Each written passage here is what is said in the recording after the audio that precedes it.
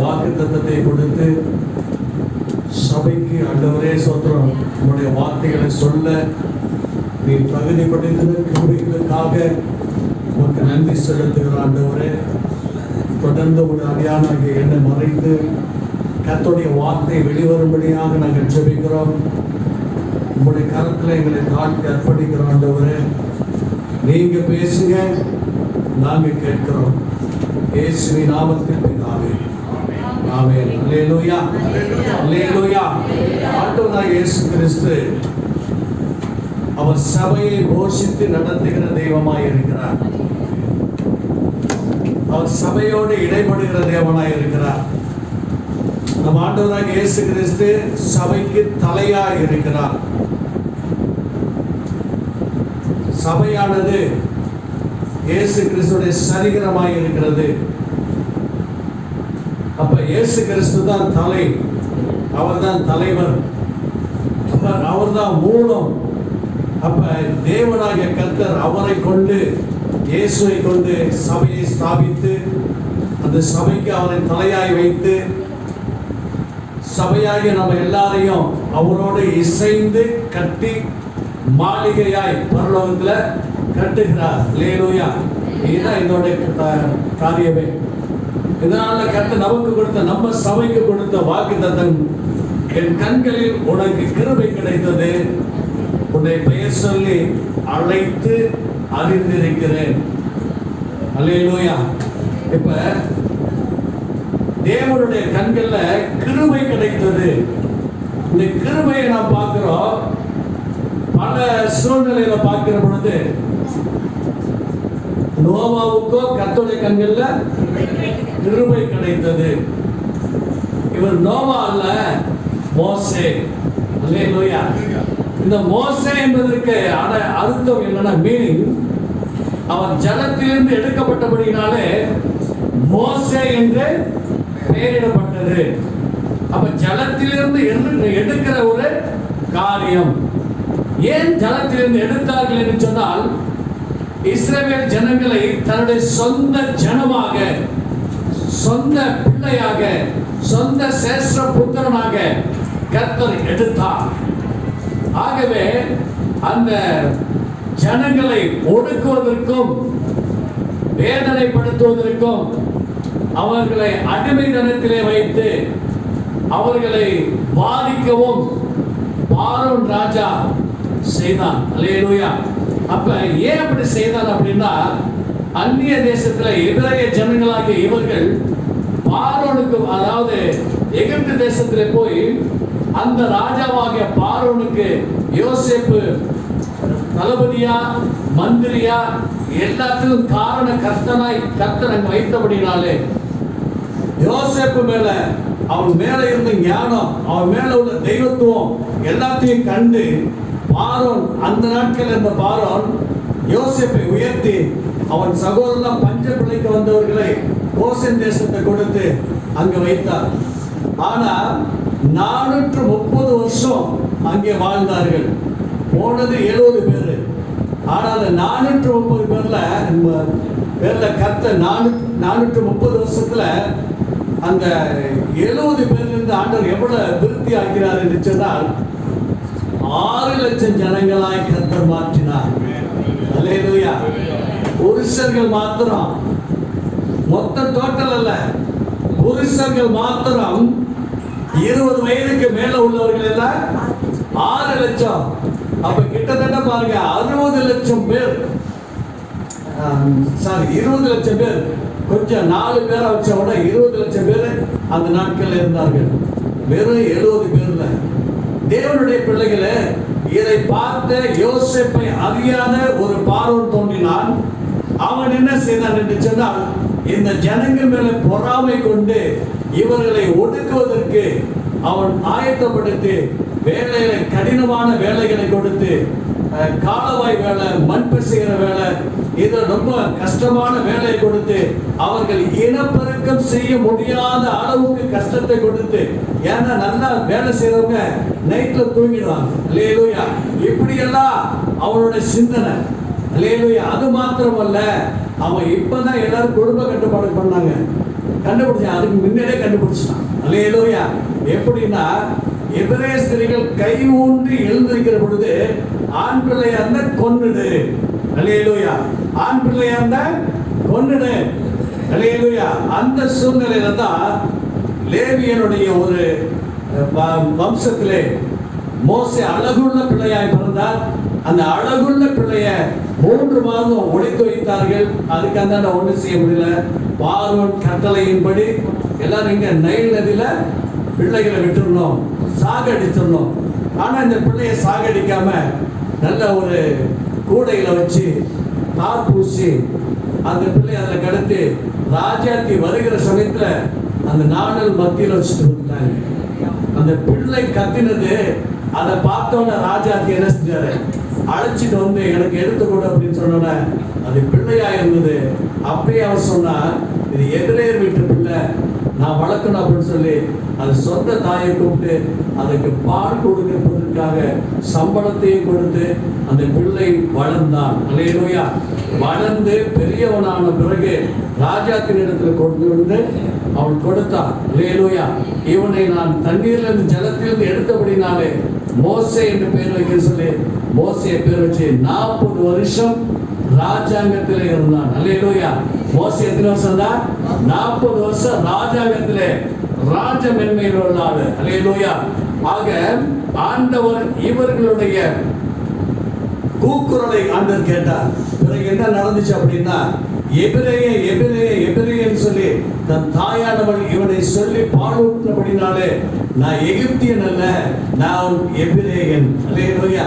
நான் ஒரு எபிரேயன் என்று சொல்லி அங்க எபிரேயனுக்கும் எகிப்தியனுக்கு சண்டை வர சமயத்துல எகிப்தியனை அடிச்சு கொண்டதுனால அது ராஜாவுக்கு அறிந்த பிறகு அவன் அங்கிருந்து எஸ்கேப் ஆகி 40 வருஷம், அல்லேலூயா, 40 வருஷம் வனாந்தரத்திலே ஆடு மேய்ச்சி இவன் கற்ற சாஸ்திரங்கள், இவன் கற்ற படிப்புகள், ஞானம் எல்லாத்தையும் மறந்து போய் பேச்சு மறந்து அவன் திக்குவாயா மாறி அந்த சூழ்நிலையில திரும்பவும் கர்த்தர் அவனை எடுத்து கர்த்தருடைய மலையிலே அவனை எடுத்து திரும்பவும் பார்வோன் ராஜாவிடத்திலே கர்த்தர் அனுப்பினார். அல்லேலூயா.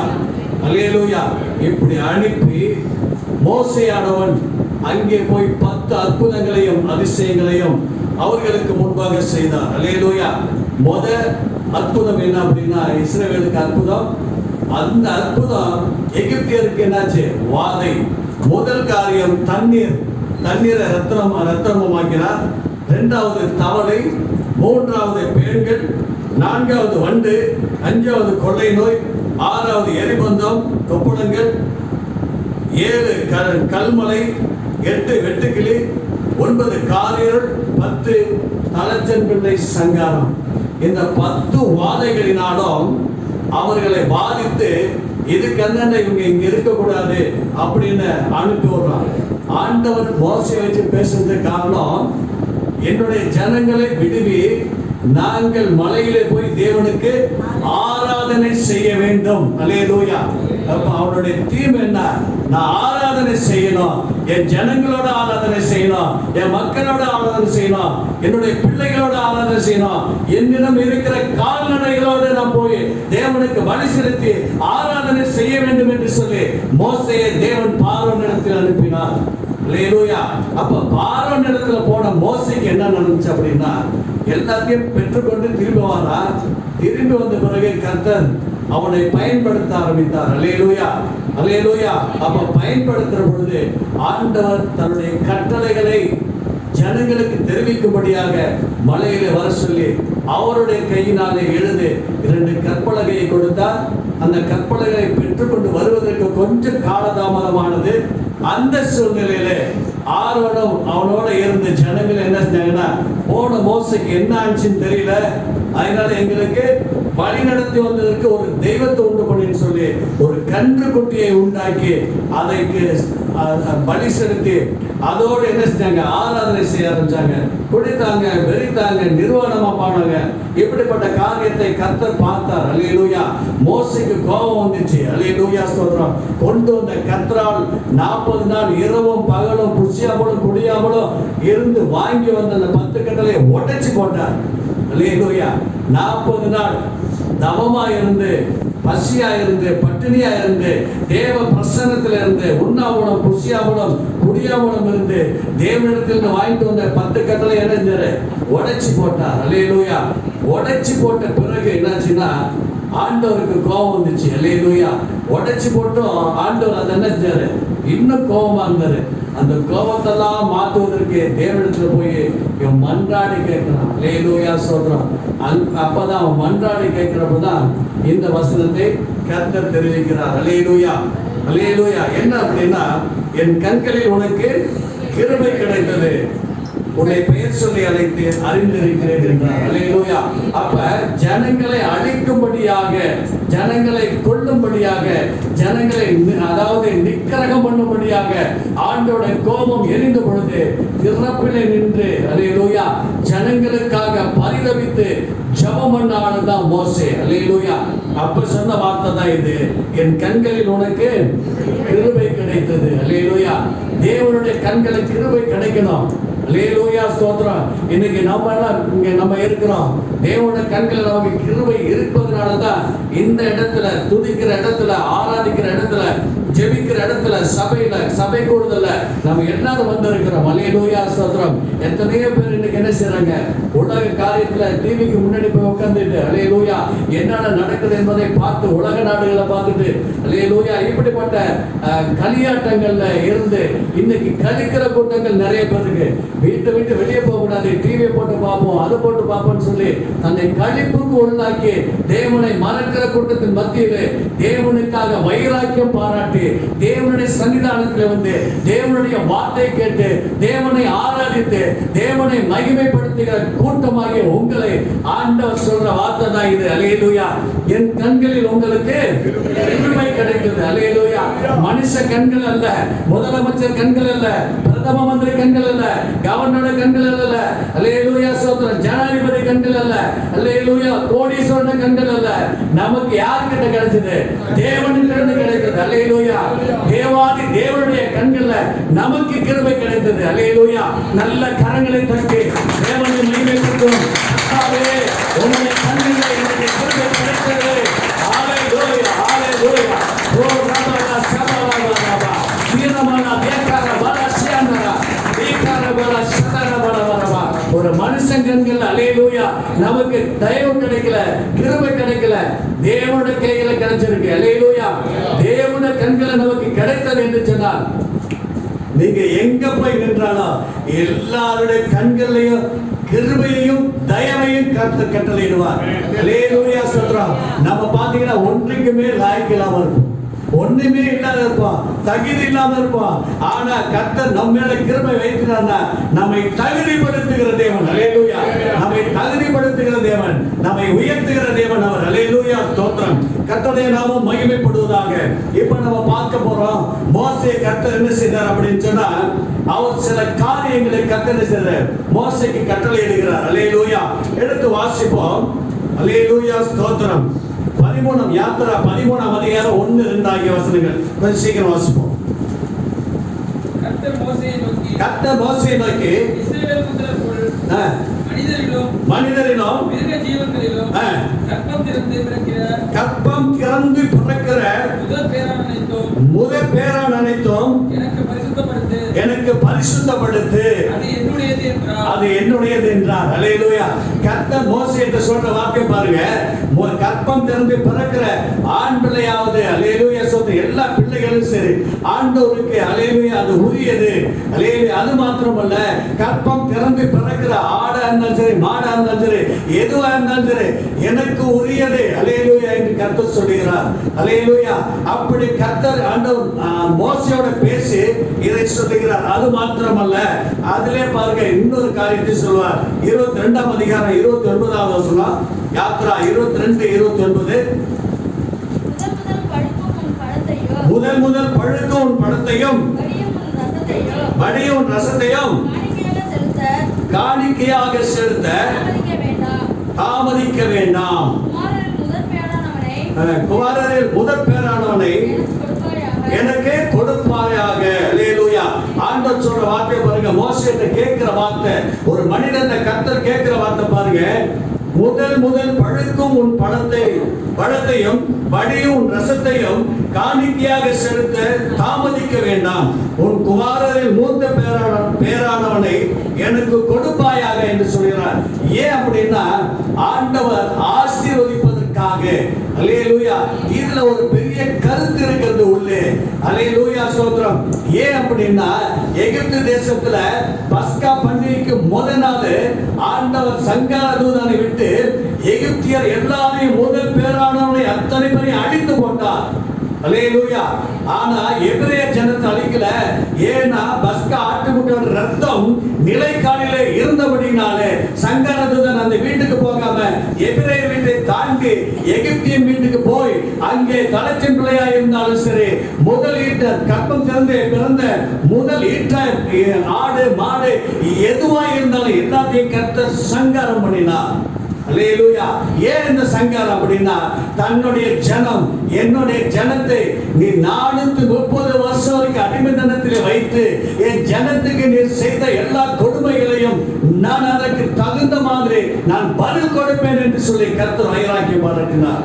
தேவ பிள்ளைகளே, தாம் பிள்ளைகளுக்காக, எபிரேயருக்காக, என்னுடைய சிரேஷ்ட புத்திரன் இஸ்ரவேலுக்காக தேவன் வைராக்கியம் பாராட்டினார்.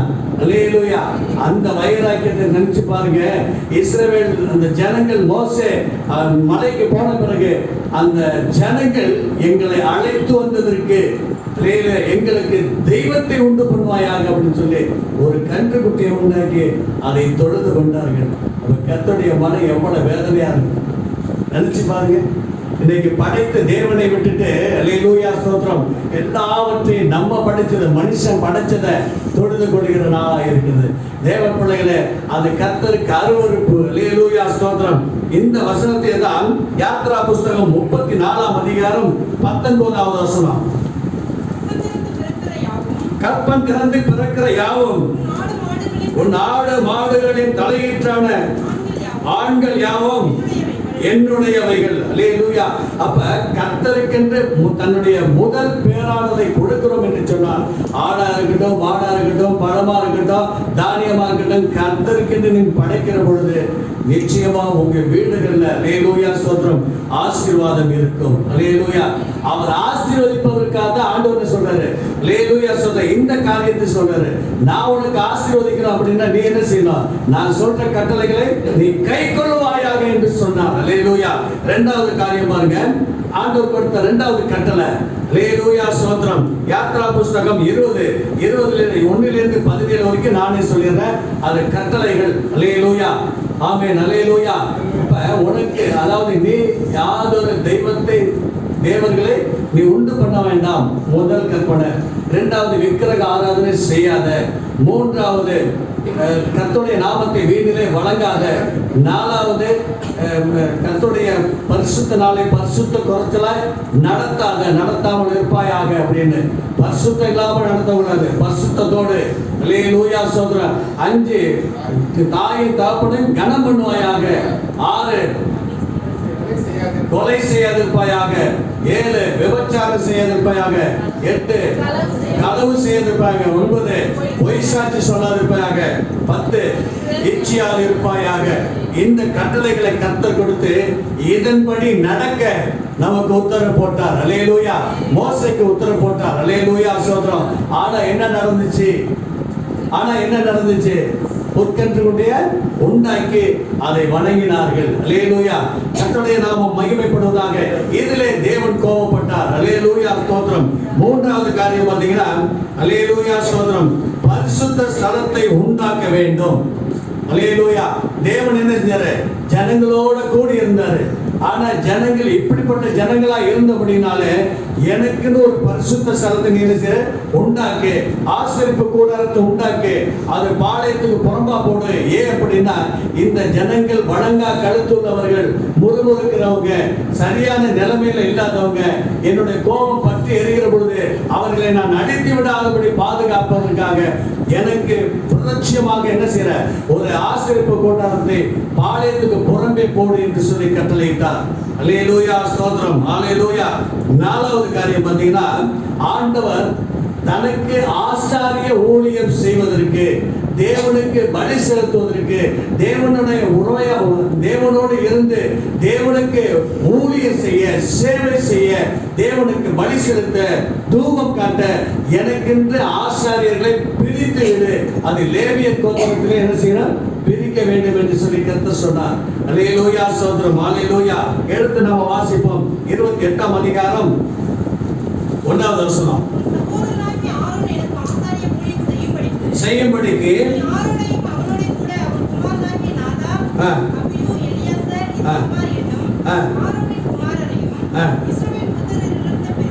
பிரித்து உன்னிடத்தில் சேர்த்துக் கொள்வாயாக என்றார். ஏன் அப்படின்னா, இவர்கள் ஆசாரிய ஊழியம் செய்வதற்கு.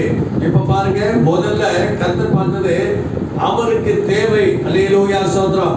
நான் எகிப்து தேசத்தில் இருக்கிற தலைச்சங்கள் முதலீட்டு எல்லாத்தையும் அழிச்சேன். ஆனா உனக்கு நான் அழிக்காம இருப்பதற்காக என்ன செய்யணும்? எனக்காக முதல் பலனை கொடு அப்படின்னாரு. 2வது காரியம் பார்த்தீங்கன்னா, அல்லேலூயா, ஸ்தோத்திரம், அவருடைய கட்டளைகளை கை கொள்ளும்படியாக கர்த்தர் சொன்னார். அல்லேலூயா, ஸ்தோத்திரம். 3வது, அவருக்கென்று பரிசுத்த ஸ்தலத்தை உண்டாக்க வேண்டும். அல்லேலூயா. 25ஆம் அதிகாரம் 8-9 நம்ம பார்க்கலாம். அல்லேலூயா, ஸ்தோத்திரம். அடுத்தது, ஆசாரிய ஊழியத்தை நடத்துவதற்கு ஆசாரியர்களை பிரித்து போடு. ஆரோனை எனக்காக பிரித்து போடு என்று சொன்னார். அவன் 4 பிள்ளைகளையும் பிரித்து போடு என்று சொன்னார். அடுத்தபடியாக, அல்லேலூயா, ஸ்தோத்திரம், இப்படி பிரித்து இருக்கிற பொழுதுதான் வேதத்தில் நம்ம பார்க்கலாம், அவன் கன்றுக்குட்டியை உண்டாக்கி தேவனுடைய இருதயத்தை வசனப்படுத்தினான். அல்லேலூயா. அப்ப என்ன நடந்துச்சு அங்க அப்படின்னா, யாத்ரா புஸ்தகத்தை எடுத்துட்டோம்னா 1 குடி 32ஆம் அதிகாரம் 4-6.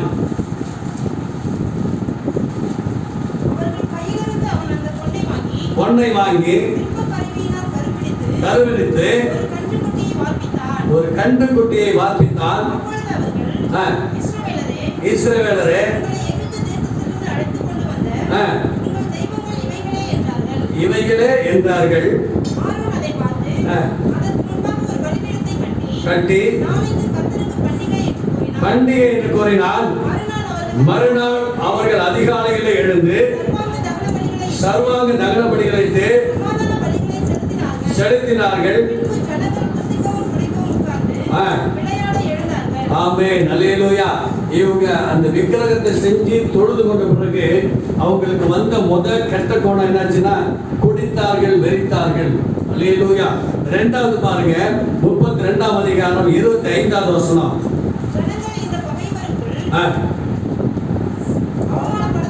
அவமானப்படுத்தத்தக்கதாக ஆரோன் அவர்களை நிர்வாணமாக்கி இருந்தான்.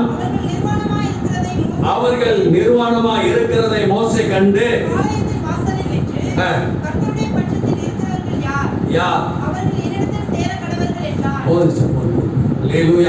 இரண்டாவது காரியம் நிர்வாணப்படுத்தினார்.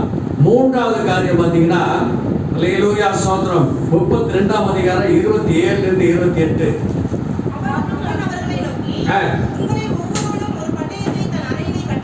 அறையிலே கட்டிக்கொண்டு போய் சகோதரனையும் சிநேகிதரையும் அயலானையும் கொன்று போட கடவன்.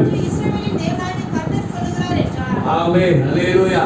இப்ப இந்த பாவத்தை கர்த்தர் பார்த்தோன்னே என்ன செய்றாரு? என்ன வேதனை பார்த்தீங்களா? அழைச்சிட்டு வந்தவரு, மண்ணவை கொடுத்தவரு, சமுத்திரத்தை 2ஆ பிரிச்சு அதில் கால் நனையாம கத்து கொண்டு போனாரு. அல்லேலூயா. அவர் தோக்குனாரு, சுமந்தார். ஒரு கழுகு தன் குஞ்சுகளை சுமப்பது போல அவர் தோல்ல சுமந்தார். அல்லேலூயா. இப்படி செஞ்ச கர்த்தருக்கு விரோதமா செஞ்ச பிறகு ஆண்டவர் எவ்வளவு கோபம் வந்துச்சு பாருங்க. அல்லேலூயா, ஸ்தோத்திரம், சங்காரம் பண்ணார். அல்லேலூயா, ஸ்தோத்திரம். இப்ப ஆனாலும் கர்த்தர் நெஞ்சரு மோசே மேல உள்ள ஒரு அல்லேலூயா அன்பின் நிமித்தமாக ஆண்டவர் எல்லாத்தையும் மன்னிக்கிறார். அல்லேலூயா.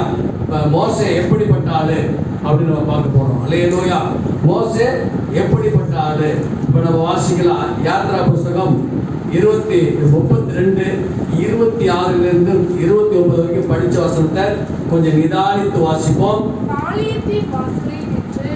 கர்த்தருடைய பட்சத்தில் இருக்கிற கர்த்தருடைய பட்சத்தில் இருக்கிறவர்கள் யார்? அவர்கள் என்னிடத்தில் சேர கடவர்கள் என்றார். அப்பொழுது லேவியின் புத்திரர் எல்லாரும் அவனிடத்தில் கூடி வந்தார்கள். இப்ப பாருங்க, ஆண்டவர் சொல்றாரு, ஏன் பட்சத்தில் நிக்கிற ஆள் யாரு? ஏன் பட்சத்தில் நிக்கிற ஆள் யாரு? எனக்காக ஜீவனை கொடுக்கிறது யாரு? எனக்காக எதையாவது செய்யறதுக்கு, சாதிக்கிறதுக்கு எனக்காக வர ஆள் யாரு அப்படின்னு கேட்டுட்டு, அல்லேலூயா ஸ்தோத்திரம். அடுத்த வசனம், அவன் அவர்களை நோக்கி உங்களில் ஒவ்வொருவனும் தன் பட்டயத்தை அறையிலே கட்டிக்கொண்டு பாளையமெங்கும் உள்ளும் புறமும் வாசலுக்கு வாசல் போய் ஒவ்வொருவனும் தன் சகோதரனையும் ஒவ்வொருவனும் தன் சிநேகிதனையும் ஒவ்வொருவனும் தன் அயலானையும் ஒன்று போன கடவன் என்று இஸ்ரவேலின் தேவனாகிய கர்த்தர் சொல்கிறார் என்றார். ஆமென். அல்லேலூயா. 28 லேவியின் புத்திரர் மோசே சொன்னபடி செய்தார்கள். அந்நாளிலே ஜனங்களில் ஏறக்குறைய 3000 பேர் விழுந்தார்கள்.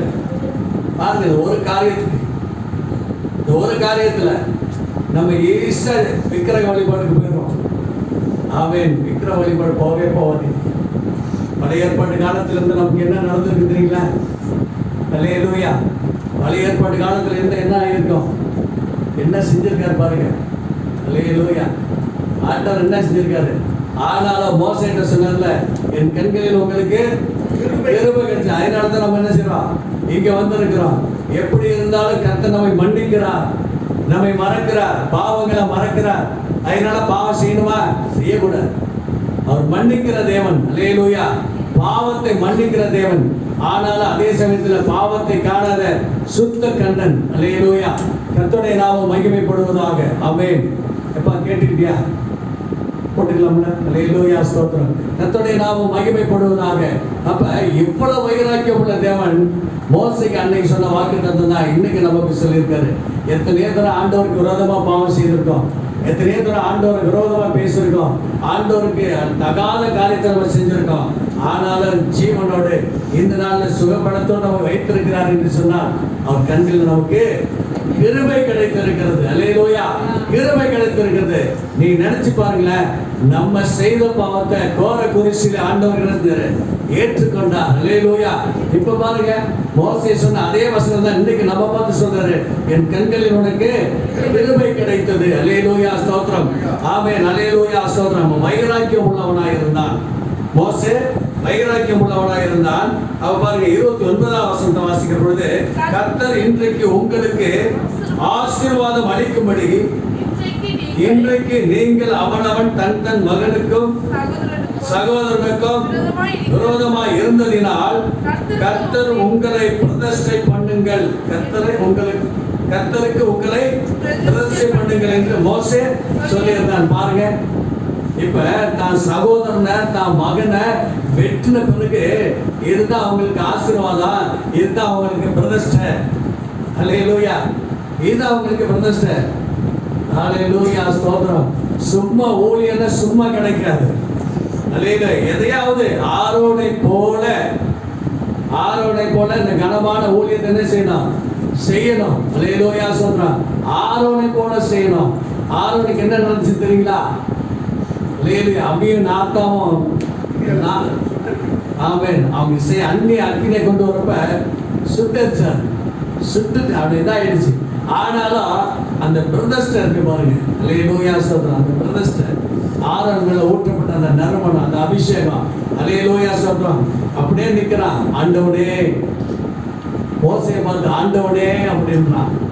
அல்லேலூயா. ஆண்டவர் அதிசயம் நடக்குனா இதான் அதிசயம், இதான் அதிசயம். ஆனா இந்த நாள்ல இருக்குதா? எத்தனையோ ஊழியத்துல என்ன நடக்குது? அல்லேலூயா. அநியாயம் நடக்குது. அநியாயத்தின் மத்தியில இன்னைக்கு நம்ம எல்லாம் உயிரோடு இருக்கிறோம் அப்படின்னா அவருடைய கண்களை கிருபை கிடைத்திருக்கிறது. அல்லேலூயா. அவருடைய கண்களை கிருபை கிடைத்தது. அல்லேலூயா.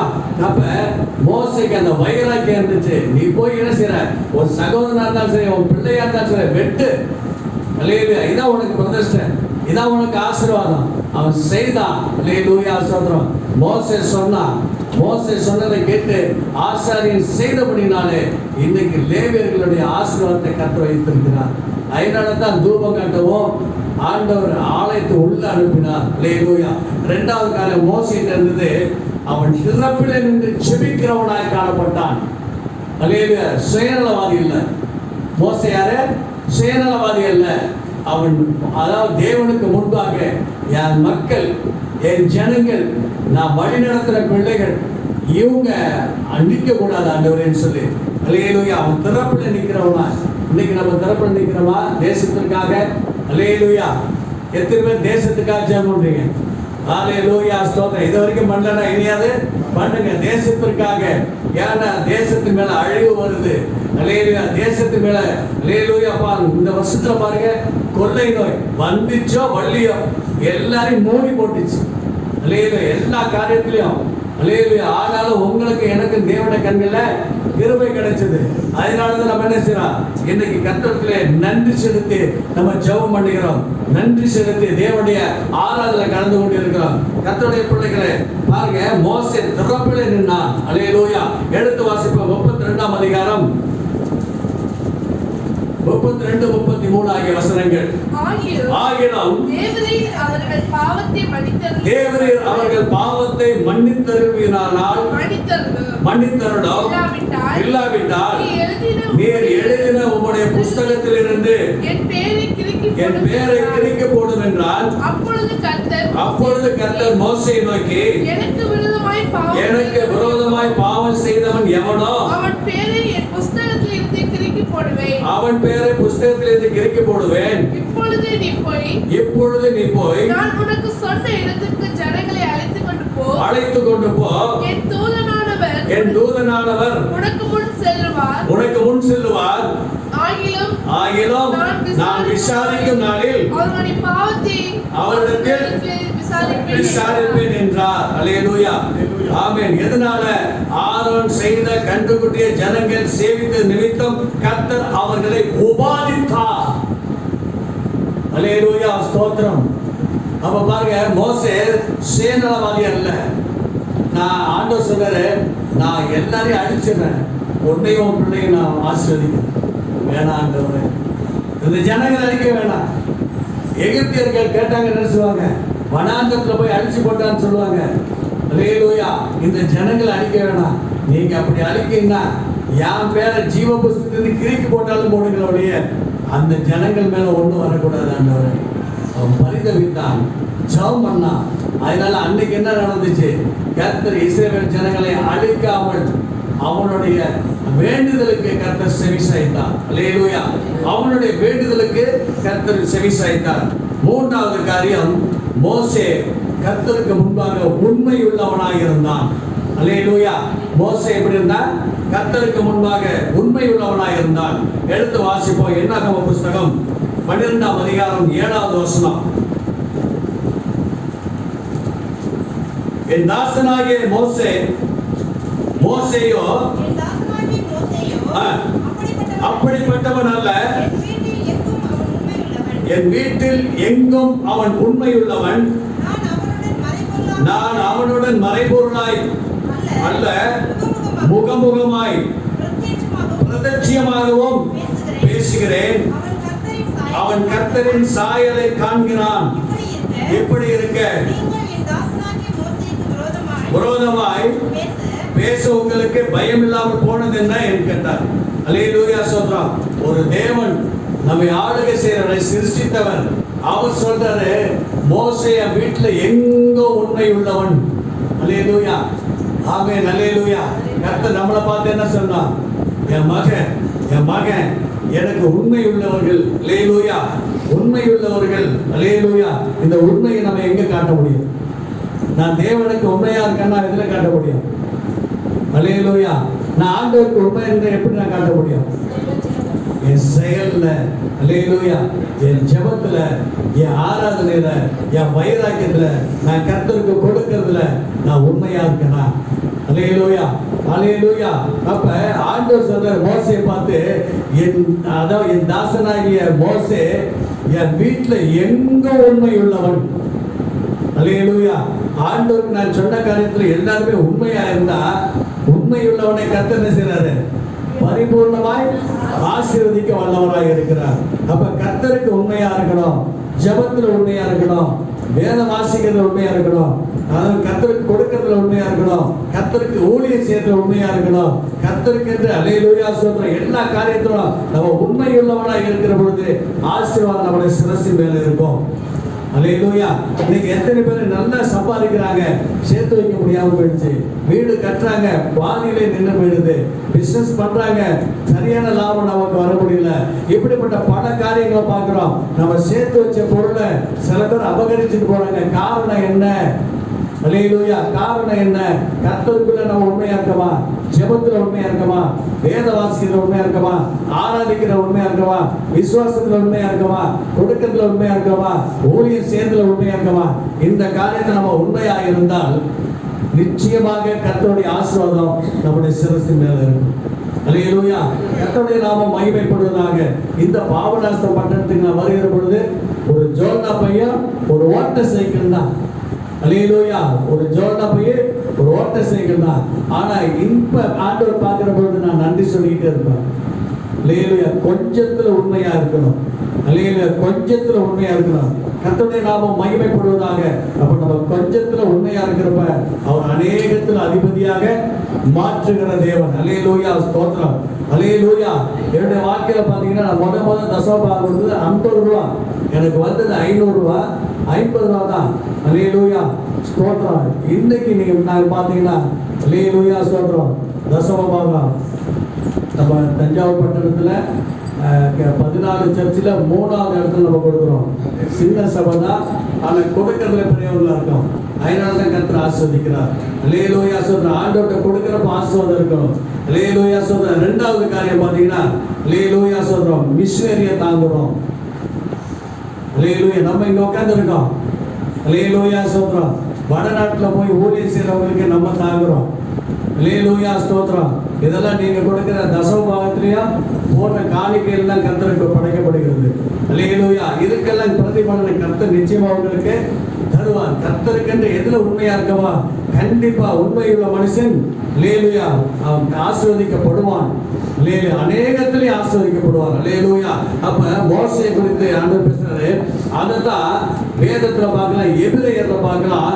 எபிரேயர் புஸ்தகம் 3ஆம் அதிகாரம் 5வது வசனம். எபிரேயர் 3:5. இதே வசனத்தை தான் ஆண்டவர் அங்கு நிலைப்படுத்துவார். சொல்லப்படும் காரியங்களுக்கு சாட்சியாக மோசே பணிவிடைக்காரனாய் அவருடைய வீட்டில் எங்க உண்மையுள்ளவனாய் இருந்தார். யார் நம்ம கம்பேர் பண்றாங்க? இயேசு கிறிஸ்துவை. அல்லேலூயா. மோசே தேவனுடைய வீட்டுல அவன் ஊழியக்காரனா இருந்தா, சேவை செய்யறவன் இருந்தா, அவன் எல்லா காரியத்திலும் உண்மையா இருந்தான். அதே போல இயேசு கிறிஸ்து தன்னை அனுப்பினவருக்கு எப்படி இருந்தாரு? உண்மையுள்ளவராய் இருந்தார். பிதாவுக்கு அவர் உண்மையுள்ளவராய் இருந்தார். அல்லேலூயா ஸ்தோத்திரம். அதனால தான் ஆண்டவர் அவரை உயர்த்தினார். அல்லேலூயா. மோசே ஆண்டவர் உயர்த்தினார். நான் குமாரனாகிய இயேசு கிறிஸ்துவை அவர் உயர்த்தினார். இன்றைக்கு வேதத்தில் நம்ம வாசிக்கலாம். பிலிப்பியர் நிருபத்துல 2ஆம் அதிகாரம் 6லிருந்து 10 வரைக்கும் சொல்லப்படுகிற வசனத்தை வாசிப்போம். பிலிப்பியர் 2, 6, 7, 8, 9. 2ஆம் அதிகாரம். அவர் தேவனுடைய ரூபமாய் இருந்தோம், தேவனுக்கு சமமாய் இருந்ததை கொள்ளையாடின பொருளாய் எண்ணாமல் தம்மை தாமே வெறுமையாக்கி அடிமையின் ரூபம் எடுத்து மனுஷ சாயலானார். அவர் மனுஷ ரூபமாய் காணப்பட்டு மரண பரியந்தம், அதாவது சிலுவை மரண பரியந்தம் கீழ்ப்படிந்தவராகி தம்மை தாமே தாழ்த்தினார். ஆதலால் தேவன் எல்லாவற்றுக்கும் மேலாக அவரை உயர்த்தி இயேசுவின் நாமத்தில் வானோ பூதலத்தோ பூமியின் கீழானவர் எல்லாருடைய முழங்காலும் முடங்கும்படி பிதாவாகிய தேவனுக்கு மகிமையாக இயேசு கிறிஸ்து கர்த்தர் என்று நாவுகள் யாவும் அறிக்கை பண்ணும்படிக்கும் எல்லா நாமத்திற்கும் மேலான நாமத்தை. ஆமென். அல்லேலூயா. சாதாரணம் அல்ல. கர்த்தர் ஒரு ஆளை உயர்த்தணும், கிரையம் செலுத்தி ஆகணும். நான் அடிக்கடி அதான் சொல்லுவேன், கிரையம் செலுத்தணும். கிரையம் செலுத்தினா ஒன்றும் செய்ய முடியாது. அல்லேலூயா ஸ்தோத்திரம். வீட்டிலே உட்கார்ந்து அல்லேலூயா ஸ்தோத்திரம் நினைக்கிறப்ப அல்லேலூயா ஸ்தோத்திரம் போடுறதுல ஒன்றும் கிடையாது. ஆண்டவருக்கு ஒரு தனி நேரத்தை எடுங்க. அல்லேலூயா ஸ்தோத்திரம். நம்ம வாயிலிருந்து எப்பொழுது வருது அல்லேலூயா ஸ்தோத்திரம் தான் வரணும். ஆண்டவருக்கு ஜெபிக்கிறதுக்கு ஒரு நேரத்தை எடுங்க. வேத வாசிக்கிறதுக்கு ஒரு நேரம் எடுங்க. அல்லேலூயா ஸ்தோத்திரம். கர்த்தர் குறித்து ஒரு ஆளுகிட்ட சொல்றதுக்குன்னா ஒரு நேரத்தை எடுத்துங்க. அந்த நேரத்தை நீங்க பயன்படுத்துங்க. அல்லேலூயா ஸ்தோத்திரம். கர்த்தர் அதை தான் பயன்படுத்தினாரு. அவர் தேவன், தேவாதி தேவன், ராஜாதி ராஜா. ஆனால் என்ன செஞ்சாரு? மனுஷனுக்கு அல்லேலூயா கொள்ள, அதாவது தேவன் என்பதை கொள்ளையாடின பொருளா என்னவள். அவர் தேவன் தான். பூமியில வந்து நான் தேவன் சொல்ல, எல்லாவற்றுக்கும் அவர் கீழ்ப்படிந்தார். பிதாவுடைய வாக்குத்தத்தத்தை நிறைவேறும்படியாக தன்னுடைய ஜீவனை கடைசி வரையிலும் ஆண்டவர் பிதாவுடைய வார்த்தைக்கு கீழ்ப்படிந்து தன் ஜீவனை கொடுத்து பாடுகள் ஏற்றுப்பட்டு அவமானத்தை நிந்தையை ஏற்றுக்கொண்டு அல்லேலூயா சொல்ற அடி தாரி உமிழ்ந்தது எல்லாவற்றையும் கர்த்தர் ஏற்றுக்கொண்டார். அல்லேலூயா ஸ்தோத்திரம். ஒரு தேவனுக்கு நடக்கலாமா நினைச்சு பாருங்க. அல்லேலூயா ஸ்தோத்திரம். எல்லாவற்றையும் அவர் ஏற்றுக்கொண்டார். அதனாலதான் வானத்தில் உள்ளவங்க, பூமியில் உள்ளவங்க, பூமிக்கு கீழே உள்ள எல்லாருடைய முழங்காலையும் கர்த்தர் முடங்க செய்தார். அல்லேலூயா. கர்த்தருடைய நாமம் மகிமைப்படுவதாக. அப்ப மோசே தேவனுடைய வீட்டிலே உண்மையுள்ளவனாக இருந்தான். அல்லேலூயா. நம்ம இருக்கோமா? கொஞ்சம் நினைச்சு பாருங்க. நம்ம தேவனுக்கு முன்பாக உண்மை உள்ளவங்களா இருக்கோமா? நான் சொன்ன அந்த 5 காரியம், அந்த 5 காரியத்தில் நம்ம உண்மையாக இருந்தோம் என்று சொன்னால் நிச்சயமா கர்த்தருடைய ஆசீர்வாதம் நம்ம மேல இருக்கும். அல்லேலூயா, அல்லேலூயா. அதே போல பாருங்க, என் கண்களில் உனக்கு கிருபை கிடைத்தது, உன்னை பெயர் சொல்லி அழைத்து அறிந்திருக்கிறேன். அல்லேலூயா. நம்மளை ஆண்டவர் தான் பெயர் சொல்லி அழைத்தார். நம்ம பேர் எங்க வச்சிருக்காங்க தெரியுமா? நம்முடைய பேர் உள்ளங்கையில பொறித்து வைத்திருக்கிறார். நமக்கு எப்ப பேர் வச்சிருந்தோம் தெரியுமா? உருவாக முன்னே எலும்புகள் முளைப்பதற்கு முன்பாக உன்னை பெயர் சொல்லி. எவ்வளவு பெரிய தேவன் நமக்கு எல்லா காரியத்தையும் செஞ்சிருக்கார். அவருக்காக நம்ம என்ன காரியத்தை செய்யணும் கொஞ்சம் நினைச்சு பாருங்க. ஒரு நாளைக்கு 1 மணி நேரம் ஜெபம் பண்றோமா? இல்லைன்னா இன்னைக்கு இருந்து 1 மணி நேரம் ஜெபம் பண்ணுங்க. அல்லேலூயா சொல்றோம். 1 மணி நேரம் ஜெபம் பண்ணுங்க. ஆண்டவர் ஆராதிக்கிறோமா? இல்ல, ஏதோ ஒரு பாட்டு பாட்டு கொட்டாவிட பாட்டு பாடுகிறோம். கொட்டாவிட்டே பாட்டு பாடி முடிச்சிடுறோம். அல்லேலூயா. அதுல என்ன செய்யற? அபிஷேகம் இறங்கிடும். அல்லேலூயா சொல்றோம். அது இல்ல, நீ ஆராதிக்கிற பொழுது அல்லேலூயா உனக்கு கர்த்தர் நேர் ரோட்டில் இருக்கு. அல்லேலூயா. நீ ஆராதிக்கிறப்ப கர்த்தர் வருவார். அல்லேலூயா. அவர் என்னோட பேசுவார். அவர் தீர்க்கதரிசனம் எனக்கு சொல்லுவார். அல்லேலூயா. நடக்க போற காரியத்தின் ரகசியங்களை வெளிப்படுத்துவார். அல்லேலூயா. அந்த இது இருக்கணும். அல்லேலூயா. ஜெபிக்கணும். 1 மணி நேரமாவது ஜெபிக்கணும். அல்லேலூயா சொல்றோம். 1 மணி நேரமாவது ஆராதிக்கணும். அல்லேலூயா சொல்றோம். வேதம் வாசிக்கணும். அல்லேலூயா. எல்லாம் என்ன செய்வாங்க? நான் இன்னைக்கு நேற்று நான் கொஞ்சம் பெருமையா வீட்டில் பிள்ளைங்களுக்காக வேணுக்குன்னு சொன்னேன். அல்லேலூயா சொல்றேன். 6லிருந்து 7 நான் என்னுடைய பைபிள் ரீடு வீட்டில் பார்த்தீங்கன்னா எல்லாருமே பைபிள் எடுத்துச்சு. சாயந்தரம் 6லிருந்து 7 வரைக்கும் பைபிள் ரீடிங். அந்த 7லிருந்து 8 ஜெபம். அல்லேலூயா. குடும்ப ஜெபம். இப்படி நாங்கள் வச்சிருக்கோம். நான் பிள்ளைகளுக்கு நேராக சொன்னேன், நான் இன்னைக்கு பிரசங்கி எத்தனை அதிகாரம் இருக்கு தெரியுங்களா? பார்க்க கூடாது. 12. அந்த 12வது வசன அதிகாரத்துல எதை முதன்மைப்படுத்துறது தெரியுமா? பார்க்க கூடாது, பார்க்க கூடாது. வாலிபம். அல்லேலூயா. அப்ப நான் சொன்னேன், நான் 1 மணி நேரத்துல நான் 12 அதிகாரத்தையும் படிச்சு முடிச்சுட்டேன். அல்லேலூயா ஸ்தோத்திரம். ஏன் நான் பிள்ளைகள் மனைவி பிள்ளைகள் என்ன செய்யலாம்? அதாவது அவங்கள படிக்க தூண்டி விடுறதுக்கு தான் சொன்னவுடைய பெருமைக்காக சொல்ல. அல்லேலூயா. அப்படி நம்ம செய்யக்கூடாது. ஒரு அதிகாரம் படிச்சாலும் அதுல ஒரு வார்த்தை என்ன செய்யணும்? நம்மள தொடணும். அல்லேலூயா. தொடணும். அந்த வார்த்தையை தியானிக்கணும். அதன்படி நம்ம வாழ்க்கையில நடக்கணும். படிக்கணும், தியானிக்கணும், நடக்கணும். அல்லேலூயா. அப்பதான் கர்த்தருடைய ஆசீர்வாதம் நம்ம மேல இருக்கும். அல்லேலூயா.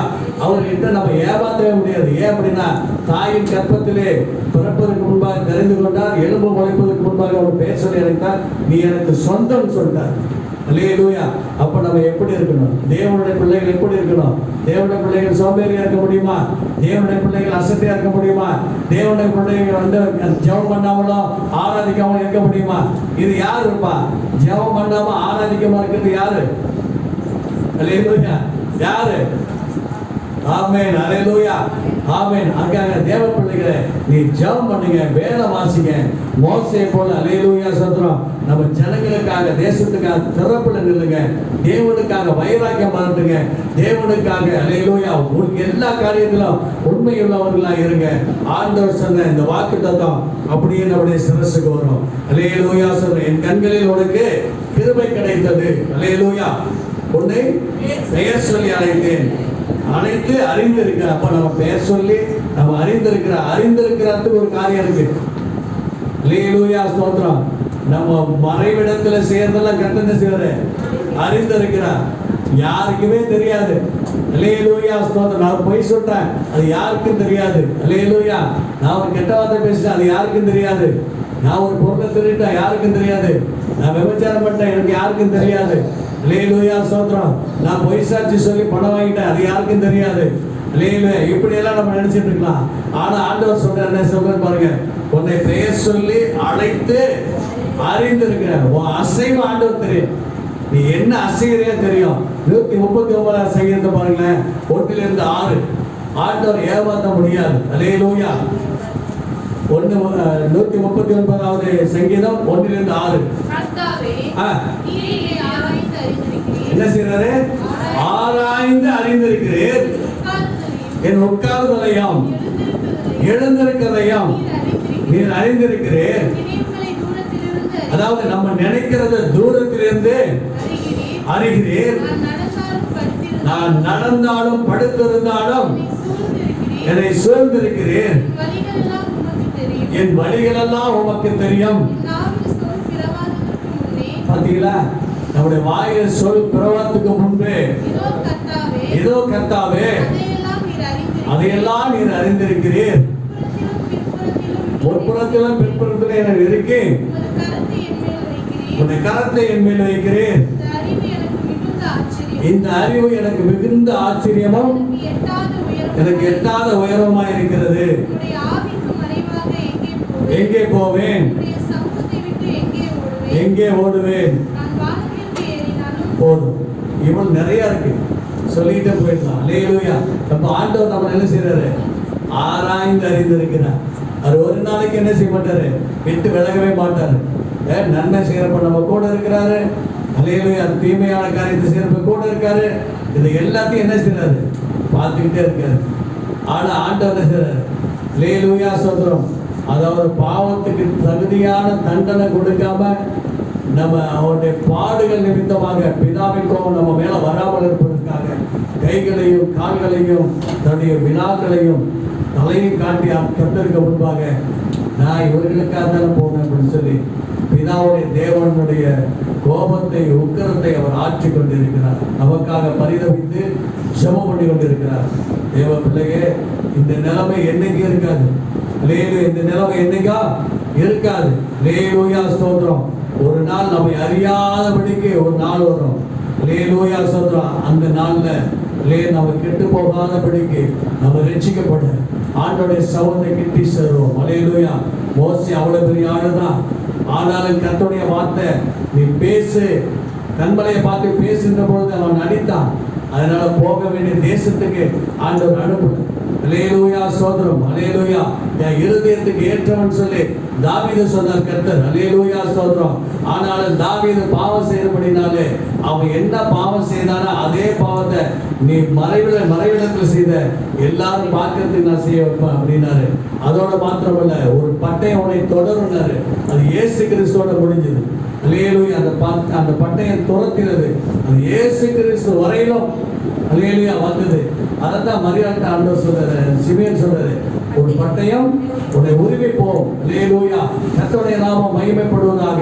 ஆகவே தேவ பிள்ளைகளே, இந்த நாள்ல கர்த்தர் நமக்கு கொடுத்த அந்த கிருபையிலே அல்லேலூயா ஸ்தோத்திரம். அவருடைய கண்கள்ல நமக்கு கிருபை கிடைச்சது. அவர் நம்மை பேர் சொல்லி அழைத்திருக்கிறார், அறிந்திருக்கிறார். அவனுக்கு நம்ம அப்படியே ஒப்பு கொடுப்போம். அல்லேலூயா, மோசேயை கர்த்தர் உயர்த்தி அல்லேலூயா ஸ்தோத்திரம் வழி நடத்துவது போல நம்மை கர்த்தர் உயர்த்துவார். அல்லேலூயா ஸ்தோத்திரம். இந்த உலக பாடுகள், வேதனைகள் எல்லாவற்றிலிருந்து நம்மை நீக்கி தேவனுடைய பிள்ளைகளின் ஒரு சுதந்திரத்தை நமக்கு தந்து அல்லேலூயா ஸ்தோத்திரம். இந்த வருஷத்திலே கர்த்தர் நமக்கு கொடுத்திருக்கிறதான இந்த வாக்கு தத்தத்தை நம்ம சுதந்திரிக்க கர்த்தர் பண்ணுவார். அவனத்தில் அப்படியே தாழ்த்தி அர்ப்பணிப்போம், ஒப்பு கொடுப்போமா? ஹல்லேலூயா, முழங்கால் படிட்டு ஹல்லேலூயா. ஓ ரபலா ரபலா ரிமா கபா கபா தீரபலா